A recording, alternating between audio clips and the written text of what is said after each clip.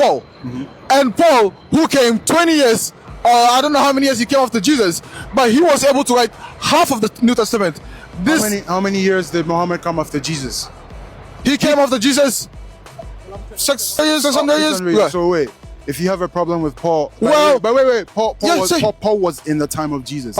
He was killing the Christians, right? And Was he there with Jesus? Was he there with Jesus? Yeah. No.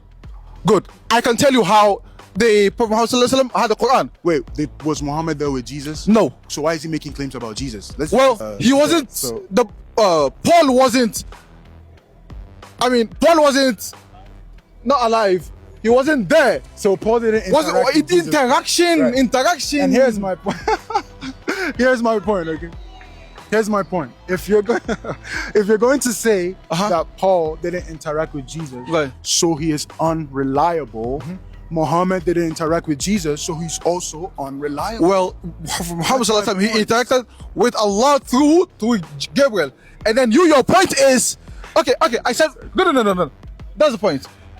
How did Paul interact with Jesus?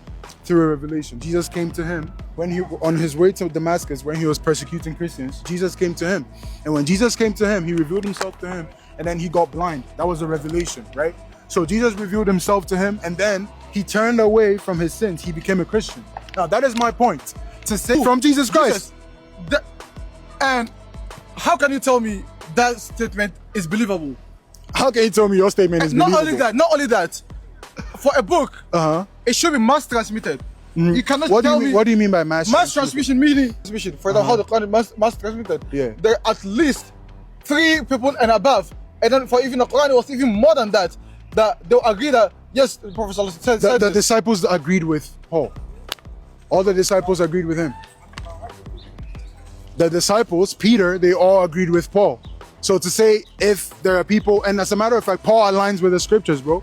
But look, bro, that's why I told you we're going to go into circles. If you're going to uphold the criteria that makes Muhammad more reliable than Paul, Muhammad will also fill the same criteria.